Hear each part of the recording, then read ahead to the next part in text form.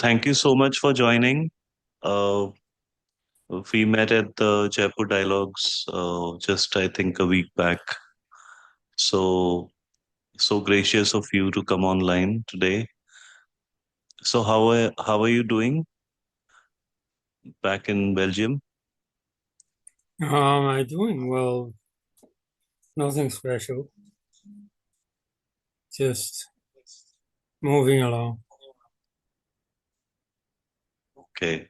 So I was saying that we've just met a week back in Jaipur in the Jaipur Dialogue Summit. I've watched some of your podcasts. You have great uh, content and great theories, great ideas about a lot of issues that are Mhm. of great concern in the contemporary India, both politically, historically, and otherwise. So I was really thinking, what is it that I can really ask you from a as a starting point? So I know that you've researched the Aryan invasion theory or immigration theory, whatever we call it. Mhm. And then my mind went to this couple of years back. We heard about this dismantling global Hindutva.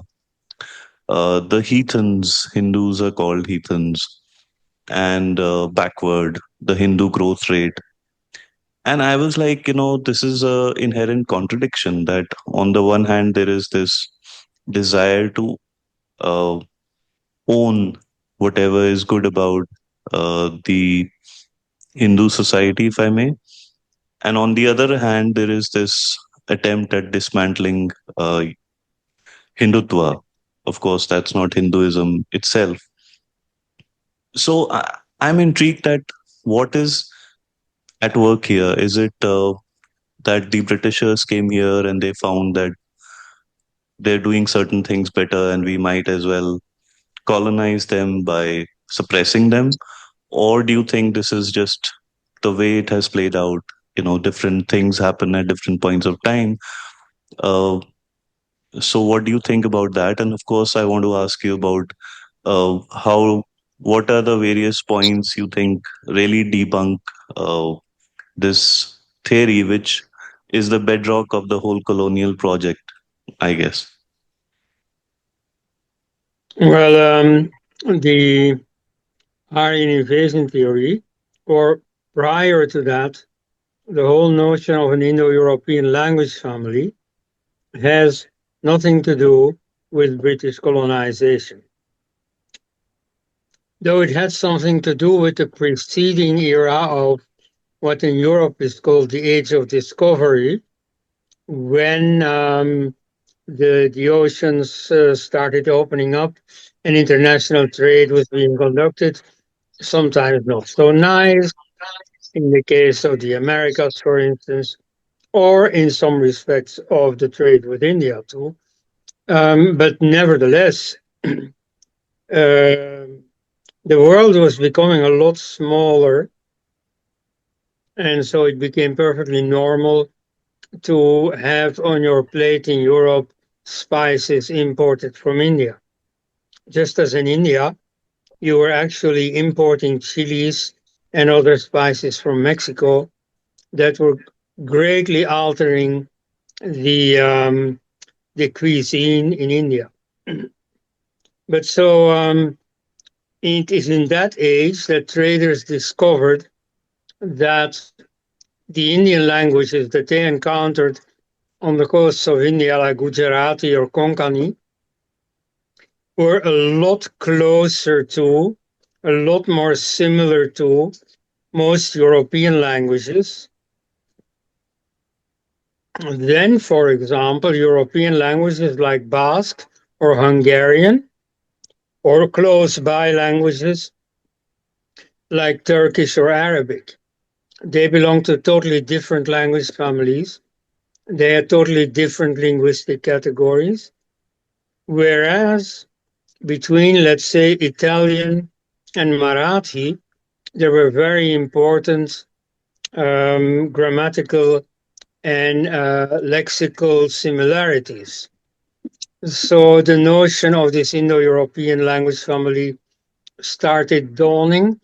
It started with the British Jesuit of the first generation of Jesuits, 16th century, Thomas Stephens, who was a missionary in India, and so he was struck by the similarity of those languages with his own, and he knew Latin and Greek and so on also. So the similarity was there. Then you had what's his name, Julius, I think, von Boxhorn, a professor in Leiden in the Netherlands. Filippo Sassetti, an Italian trader. So you see, in those centuries, 17th, 18th century, people started noticing something. Then a really serious study was made by a French Jesuit living in Andhra Pradesh. So he made a systematic study comparing Latin, Greek, and Sanskrit. And so he noticed very strong systematic similarities. He wrote a paper and he sent it to the Academy in Paris. That's in 1767. I think that you could consider the official birthday of Indo-European linguistics. One of the Okay. first people, one of the first people to read the paper was Voltaire. Very important French free thinker, Enlightenment thinker, and so he wrote a few remarks about it in private correspondence. Like you see that he found this whole business of etymology quite amusing. He said in etymology, uh, consonants count for only little and vowels for nothing at all. Because if you compare cognate words between different languages, they have their differences. Still, you can recognize them as cognate. But more importantly, Voltaire immediately, this is in 1770, did something that was to become very trendy in Indo-European linguistics. Namely, he made ideological use of it, a totally different use than you'd expect. You see, he was a free thinker, which meant in those days anti-Christian, particularly anti the church. And so he saw in these discoveries of a connection with India rather than with the Middle East, where the Bible came from. He saw a way of undermining the Christian claim on Europe. He said, but you see, Europe is not so much indebted to the Middle East, to Palestine. It is actually cognate with India. The sources of European culture are on the banks of the Ganga. That's what Voltaire wrote in 1770. So immediately you have the notion, and this was generally assumed among all the linguists who started working on this, India was the homeland. So the out of India theory is as old as Indo-European linguistics itself. It's older than the Aryan Invasion Theory. And indeed, you see modern Indo-Europeanists like Bekes, who was professor in Leiden, readily admit, you see, that the notion that India was the homeland was assumed in the early decades. That was the dominant theory. The only challenge to it at that time came from what I will irreverently call Bible thumpers, because you see, they said, no, it must be Armenia. Why? Well, the biblical Ark of Noah landed in Armenia on Mount Ararat. So from there, Noah and his wife and his 3 sons and 3 daughters-in-law started repopulating the earth. And so his third son, Japheth, counted as the ancestor of the Indo Europeans. So that was the main challenger. And ironically, the last few years, the dominant theory has moved a little, changed a little. So you see, after India was the dominant candidate in the early decades, from about 1840, the dominant theory placed the homeland north of the Caucasus. And so it has remained more or less there ever since. And so it's changed a bit more east, more west, but always in that area. And so for the last decades, South Russia, Ukraine has been the dominant candidate, but still being challenged from the south of the Caucasus Mountains, from Anatolia or Armenia. Some people have been in favor of that. And so a big new theory of just 2 years ago um, is by Paul Haggerty, who locates the homeland south of the Caucasus rather than north of it. And so Armenia is a strong candidate. Um, and some people in India have actually welcomed this. They said, okay, it may not be India, but it is at least better than to say that Ukraine was the homeland. First of all, it's not in Europe, and it allows for a totally different migration scenario to India. So they went south of the Caspian Sea through Iran to Afghanistan into India. So there are a few in India who favor that story. Most of the Western scholars still favor Ukraine thereabouts, but so the other school is the out of India theory that has dominated for about 60 years after the discovery of the Indo European language family. But that's long ago now. Most people don't even know that anymore. Around 1990, it has revived. And so ever since, we're dealing with the out of India theory as the main challenger to the Ukrainian homeland theory.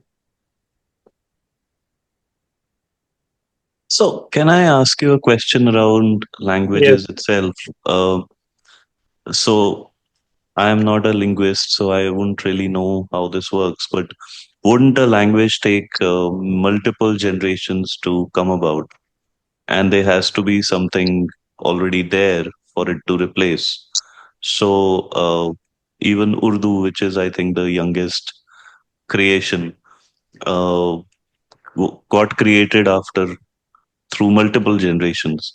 Now, if Italian is related to Gujarati,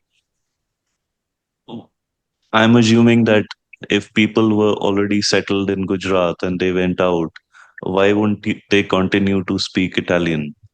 Sorry, Gujarati. Why would they but they create a did, new language? you see, they had more than time enough to let the language evolve. And so the unity of the Indo European languages is something like at least 6,000 years ago. And the latest trend among linguists is to push it back even 3,000 years back. So Hmm. now we're speaking about like 8,000, 9,000 years ago. So all Right, that time, you see, the speakers had the time, first of all, to adapt to local circumstances. There were different languages already in existence when they came in Italy. They had some influence from those. The language itself, of course, evolved, new trends and so on. And so there is nothing special about one language having evolved into Gujarati in one place and into Italian in another place. You see, that's normal in the right, evolution of languages. Every language has evolved like that. right. I mean, but in other words, it also doesn't prove Apart from a correlation, it doesn't prove causation, if that's what I'm saying. Well, two languages could look similar by coincidence, but you see, it's just more likely that they are causally related, that they have a common origin. So, yeah, strictly speaking, none of us was there to witness it. So we can reconstruct these languages so that they have a common origin. We weren't Right. there to witness that common origin. Mm. Oh, that's true. So, does this whole Indo-European language structure itself break down the invasion theory? No, you see, the origin can be in many places. And so initially it was thought that it was India, mainly because of the crucial role of Sanskrit. European scholars started discovering the Sanskrit grammarians, and on that basis, the whole science of linguistics was built. And so they didn't think anything of this. You see, they thought it was just normal to assume India was the homeland. It's only in the 1830s that the idea of Central Asia as the homeland, the steppes as the homeland, started to gain ground. And even then, it was only a negative conclusion in the sense that they had started realizing that Sanskrit was not identical to the reconstructed Proto-Indo-European language, to the common mother language from which all these present European and English and Indian languages descended. And so they thought there must be a time difference between Proto-Indo-European and Sanskrit, and they deduced, not entirely logically, that therefore there must also be a distance between the homeland and India. And so that's when you get the idea that the homeland was outside India and they must have come into India through an invasion. That was not entirely justified logically, but it was rather commonly assumed. There were a few scholars who defended the Indian homeland against the upcoming um, Aryan Invasion Theory. Mm. One of these was the French Indologist Alexandre Langlois, who was one of the first to make a translation of the Rig Veda. And another one was the British colonialist, Mount Stuart Elphinstone. You see, the name will ring a bell with the Indian audience because he is the one who said that divide and rule was the motto of the Roman conquerors, and it should be ours as British Empire builders. Okay, that's he who said it. He was the governor Okay. of Bombay at that time, 1830s. And so after his retirement, he started writing a history of India. And so in that, it came out in 1841, he defends the out of India theory against the then new Aryan invasion theory. And so one of his arguments is, and it's still valid, is that the uh, the Vedas or the Manusmriti or other Hindu writings don't contain any hint whatsoever of a foreign origin. Mm. And so it is these Europeans, these ugly, vicious colonizers, who nevertheless defended India as the homeland. Why? Because it made more sense. It simply accorded better with the data. Sure. You mentioned the Rig Veda, and uh, I think there is a lot of confusion when it comes to the Vedas, the Hindus, uh, the name of the country, India, Bharata. And then there's this couple of researchers I followed who are trying to date Ramayana and Mahabharata. And obviously, Ramayana is predates Mahabharata by a few thousand years. Uh, so how do we unpack it from a timing perspective? Are the Vedas predating Ramayana? Uh, and how does the Hindu identity come together from a Ramayana perspective? And then I think the current form of Hinduism is more the tantric uh, form, I guess. Yeah. Yeah, okay, that's several questions, but I'll answer all of Sorry. them. Um, okay, at the moment, you can't really talk about that particular history of the Vedas and the epics without mentioning Jijit Nadumuri Ravi. He is an Indian historian who used to be a scientist, space scientist of ISRO. And so then, using his proper scientific exactitude, he shone his light on the history of these writings. And so his findings, and I myself, through a different route, was going in that direction. He gives a lot more exactitude. But so on the whole, I was already in agreement with him. Um, it is that the two epics are from the first half of the second millennium BC, between 2000 and 1500 BC. And they're not thousands of years apart. I also used to think so. Everybody used to think so. Actually, it's not the case. What he shows, rather convincingly, is that the Rig Veda spreads out in its editing in its composition from about 3300 BC to about 1900 BC, practically coinciding with the desiccation of the Saraswati River, which was the life artery of the Vedic society. Because after that, people, of course, started moving away because it was becoming less hospitable there. And so then a new stage of civilization started, and so the Vedas were over. Then something else came in instead. In the very last phase of the Rig Veda, you have Rama. Rama and Okay. his contemporary Shantanu, both are Hmm. still mentioned in the Rig Veda.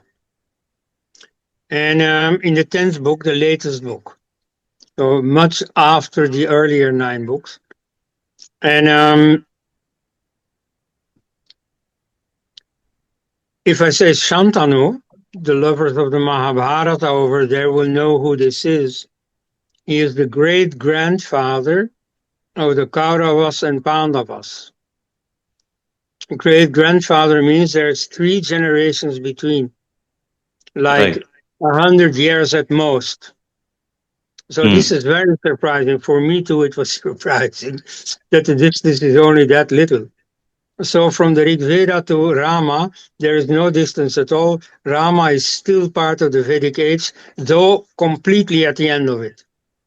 Then from Shantanu to the Kauravas and Pandavas is less than 100 years. That's very close. Now here people will be surprised. Why? Because they see these epics through the lens of the doctrine of the 4 yugas, Chatur Yuga. Right. Now, here I have to make a big detour to explain all this, but it's very important. It's very Sure. fundamental to understand Hindu civilization. So the readers will be happy that I take the trouble of explaining this. So, the notion of 4 world ages is Indo European, is pre Vedic. is very old, and that's why you find it back in other branches of the Indo-European family, namely in Germanic and in Greek. So you have the Greek notion of the four world ages, which is very well known: the golden, silver, bronze, and iron age. You have the Mm-hmm. same notion in the Edda, a Germanic book, and there it is the spear age, sword age, wind age, and wolf age. Also in a descending order. The first one is the Mm. best, the last one is the worst. But there are no time periods attached to it. They don't say this age lasts 1,000 years or 4,332 years or whatever. Um, they simply have the notion of these four ages. Now they're called yugas. What does this mean? So a yuga means unification, a conjunction of two planets in their cycles. Correct. Like you have the conjunction of the sun and the moon at new moon. So they come together at new moon. Then the moon moves away from the sun. The sun Right. slowly goes forward. The moon goes forward much faster. And the moon catches up with the sun again. Okay, that's one Correct. cycle, one yuga, which ends in another conjunction. So in the Mm. case of sun and moon, this is called a month, about 29 days. Mm-hmm. For every two planets you have, you can construct such a cycle. The longest one among the visible planets is between Jupiter and Saturn. That's a cycle Which is of 20 20 years. years. Yes. Right.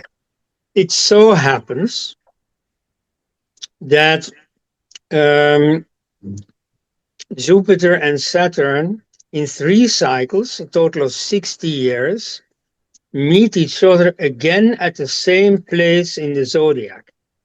So if you Mm. take that star, any star thereabouts where the conjunction takes place, you add that, so you do not have just two planets, but two planets plus one star, then you get a cycle of 60 years. And that's the Right. longest cycle known to men at that time. Both in India and in China, you Mm. have a century, so to speak, a long cycle of 60 years. So that was the longest they had. That was the biggest yoga possible. That Mm. was not used, at least not used with the term yoga. Um, the term yoga um, was mostly used for a much shorter period, namely of 5 years. And the reason is this. Um, the sun and the moon can be unified, can be reunited, also in a different sense than the one I just sketched. Namely, Right. the sun makes one cycle of 365 days. In Right. those 365 days, the moon goes around much faster. Right. Well Namely, timed. after it makes 12 cycles and a bit more, but not Right. 13. So it makes 12 cycles plus 11 days. Correct. And so it takes a few years before the sun and the moon meet again together at the same day. You see, because now if they start with a conjunction now, then a year from now the sun will be at the same place, but the moon will be 11 days different. I mean, Correct. 11. So what is it? 29 divided by 11. That Right. Right. that angular distance. So you take Mm-hmm. another year, it'll be another distance, not yet back at the same place. So after 5 years, it will be very close by. Not exact enough, but at least enough to base a cycle on it, a cycle of 5 years. After 8 years, they come very close together.